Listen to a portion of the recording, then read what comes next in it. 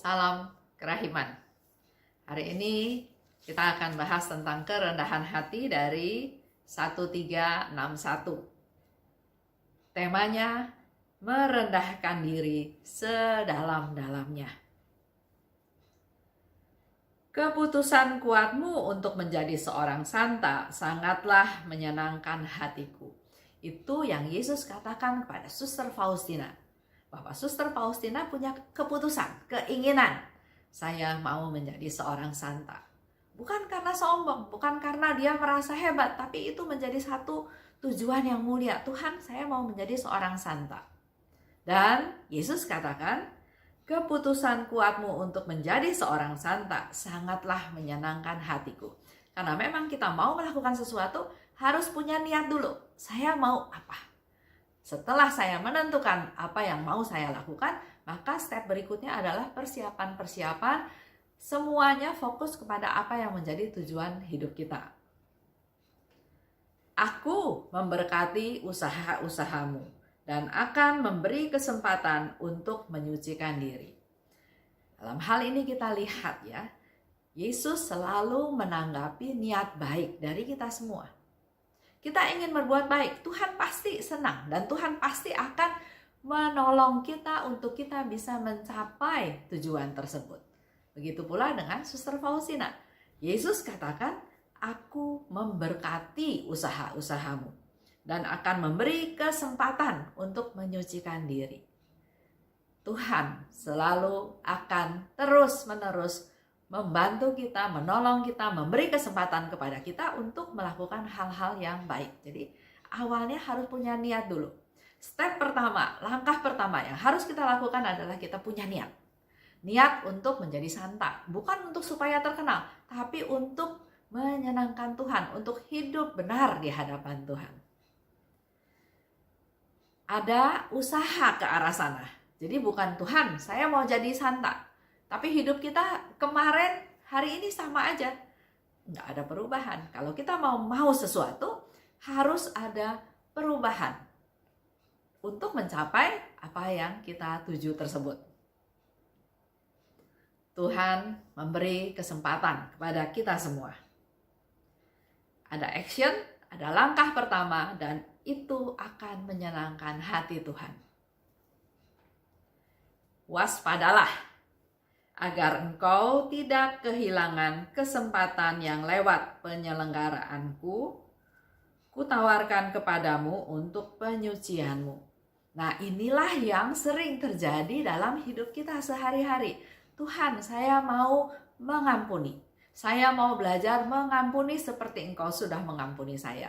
Saya mau belajar mengampuni karena engkau ajarkan hal tersebut untuk saya juga bisa mengampuni. Tuhan memberi kesempatan. Kita bertemu dengan orang-orang yang menyusahkan kita, yang merugikan kita, yang menipu kita. Tuhan izinkan kita bertemu dengan mereka. Dan apa yang dilakukan? Apakah sukacita karena saya bisa ketemu dengan orang yang bisa saya ampuni, dengan sikap saya, dengan perbuatan saya, dengan perkataan saya? Atau malah, Tuhan, saya kan gak suka sama orang itu, kenapa Tuhan pertemukan saya dengan dia? Suasana hidup saya tadinya senang, lagi ketawa-ketawa, lagi sukacita, lihat mukanya dia aja saya sudah benci karena dia menyusahkan saya. Nah ini ya, Yesus katakan, waspadalah agar engkau tidak kehilangan kesempatan yang lewat penyelenggaraanku kutawarkan kepadamu. Mari kita evaluasi bersama-sama, karena pasti kita sering mengalami hal ini. Kita punya niat, Tuhan memberikan sarana untuk niat tersebut, tapi biasanya justru kita tolak tanpa mungkin kita sadari. Sehingga di sini Yesus katakan, waspadalah, jangan sampai kesempatan yang Tuhan berikan itu lewat. Oleh sebab itu, kita harus peka. Kita harus selalu sadar, selalu melihat peluang untuk bisa menyucikan diri. Kalau engkau tidak berhasil memanfaatkan suatu kesempatan tersebut, jangan gelisah hatimu. Yesus tahu kita manusia berdosa, Yesus tahu kita manusia yang lemah, yang tidak berdaya. Oleh sebab itu dia katakan, kalau kesempatan itu lewat, juga kamu nggak usah gelisah. Kalau engkau tidak berhasil memanfaatkan kesempatan tersebut, engkau nggak perlu gelisah. Tapi rendahkanlah dirimu sepenuhnya di hadapanku, dan dengan pengharapan yang besar, benamkanlah dirimu sepenuhnya dalam kerahimanku. Itulah kerahiman Tuhan. Dia terus memberi kesempatan kepada kita. Dan kalau kita kalau kita tidak sempat, tidak berhasil atau gagal memanfaatkan kesempatan tersebut, juga jangan gelisah.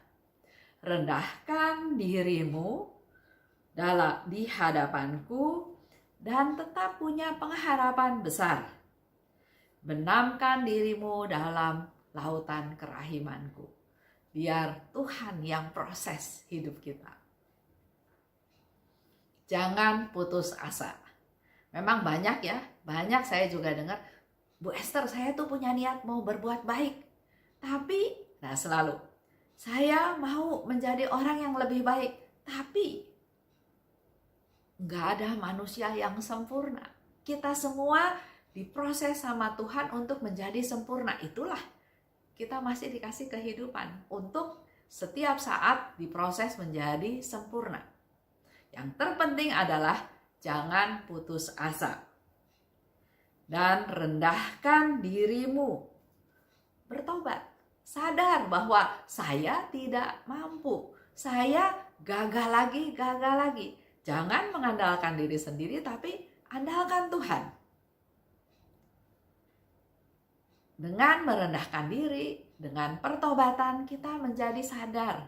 Saya tidak berdaya. Saya lemah. Saya mudah tergoda. Saya butuh kekuatan, saya butuh perlindungan, saya butuh bimbingan Tuhan. Jadi tetap harus punya pengharapan. Benamkan dirimu dalam lautan kerahimanku. Hal ini mungkin kita bisa lakukan pada jam kerahiman. Setiap jam 3 petang Yesus katakan, benamkan dirimu dalam lautan kerahimanku. Benamkan, diam, rasakan Tuhan. Tuhan akan memberi kekuatan kepada kita. Dikatakan oleh Yesus lebih lanjut, dengan cara ini engkau memperoleh lebih banyak daripada yang hilang darimu. Sebab kepada jiwa yang rendah hati dianugerahkan lebih banyak rahmat daripada apa yang diminta oleh jiwa itu sendiri. Jadi kegagalan itu menjadi sesuatu yang wajar. Kita manusia, nggak sempurna, jadi gagal itu wajar. Tapi yang Yesus minta dari kita adalah kerendahan hati. Mengakui bahwa kita memang tidak berdaya. Kita ini perlu pertolongan Tuhan, perlu kekuatan dari Tuhan. Dan melalui peristiwa ini justru Yesus katakan, kamu akan menerima lebih banyak daripada apa yang kamu minta. Mungkin kita minta 2. Tapi melalui peristiwa ini Tuhan kasih 4, Tuhan kasih 6. Ini sesuai yang Yesus katakan. Kita akan menerima lebih banyak daripada yang diharapkan oleh jiwa tersebut. Inilah suatu misteri kerahiman Tuhan. Ada kegagalan, kita mengakuinya, kita rendah hati, merendahkan diri bahwa saya manusia berdosa, tetap punya pengharapan. Dalam devosi kerahiman yang terpenting itu adalah trust. Saya percaya pada Tuhan. Tetap punya pengharapan, maka selanjutnya kita masuk ke dalam kerahimannya. Benamkan diri. Itulah tahapannya ya. Tadi dikatakan satu kali lagi. Ada kegagalan. Oke. Kedua, akui. Memang saya berdosa, saya bertobat, saya memang tidak mampu. Tetap punya pengharapan dan tetap membenamkan diri dalam lautan kerahiman Tuhan. Dengan cara ini akan dapat lebih banyak rahmat daripada yang kita minta. Contoh ya, ada seorang ibu, dia mau pinjam uang. Dulu dia pernah pinjam uang saya, dan dengan usahanya, dengan berbagai cara, dia bisa mengembalikan uang pinjamannya. Jadi saya menaruh kepercayaan kepada dia. Dia pejuang, dia bertanggung jawab, dan dia mengembalikan uang yang dipinjamnya. Suatu hari, dia datang lagi. Dia mau pinjam uang lagi. Di otak saya sudah berpikir bahwa ini orang bisa diandalkan. Orang ini bertanggung jawab. Jadi pasti uang yang dia pinjam, pasti dia juga akan kembalikan.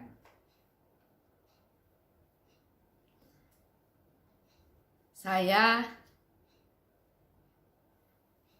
kasih pinjam uang tersebut. Dan apa yang terjadi? Dia nggak bisa bayar. Dia bertahun-tahun bahkan hilang, dalam tanda kutip ya. Hilang, nggak ada kabar berita, nggak ada cicilan, hilang seperti itu aja, hilang. Saya mengevaluasi diri saya. Saya berbuat baik loh Tuhan sama dia. Dia mau pinjam, saya kasih pinjam. Apa kekurangan saya? Tapi di dalam proses itu, Tuhan menegur saya. Kalau kamu nggak kasih pinjam uang itu kepada dia, maka hari ini dia bukan jadi orang yang berutang. Saya kurang bisa mengerti ya, kenapa ya saya bantu dia, saya memenuhi kebutuhan dia, tapi saya merasa ada teguran. Dan melalui suatu proses, Tuhan mengingatkan saya bahwa berbuat baik itu tidak hanya sekedar berbuat baik, tapi harus bijaksana. Dengan kamu kasih pinjam uang, harusnya kamu tanya uang itu buat apa? Ya Tuhan, saya sudah tanya uang itu buat usaha, buat buka bengkel. Sepertinya Tuhan tegur saya lagi, kamu tahu nggak bahwa dia punya pengalaman nggak untuk buka bengkel? Dia mampu nggak buka bengkel? Saya katakan enggak. Nah, akhirnya di ujung cerita, saya merasa, dalam tanda kutip ya, saya ikut menjerumuskan dia. Jadi di satu pihak saya kelihatannya berbuat baik, tapi di pihak lain saya tidak bijaksana. Betul, kalau saya nggak kasih uang ke dia, nggak kasih pinjam, mungkin hari ini dia masih tetap jadi teman saya. Dia nggak melarikan diri. Kedua, mungkin dia akan kecewa, mungkin dia akan marah, tapi saya menyelamatkan dia sehingga dia tidak perlu punya utang yang besar. Di situ saya merasa juga bersalah. Kalau dulu saya nggak mungkin merasa bersalah. Saya berbuat baik, saya bantu dia, udah bagus saya bantu dia, dianya hilang. Tapi dalam proses itu saya juga ditegur Tuhan. Nah, kembali lagi permasalahannya. Ada kegagalan. Apakah saya mengakui saya berdosa, saya bersalah, saya tidak bijaksana, dan tetap punya pengharapan, berdoa untuk dia supaya dia punya kemampuan untuk menyelesaikan kewajibannya. Karena saya pernah bilang, dulu kamu itu bisa dipertanggungjawab, kamu itu bukan orang yang tidak bertanggung jawab, punya track record baik, kok di akhir hari atau di masa tuanya, ya karena kita semua sudah tua ya, kok malahan memberi kesan yang menjadi nilai kamu jadi jelek. Di satu pihak memang saya tegur dia supaya dia memenuhi kewajibannya.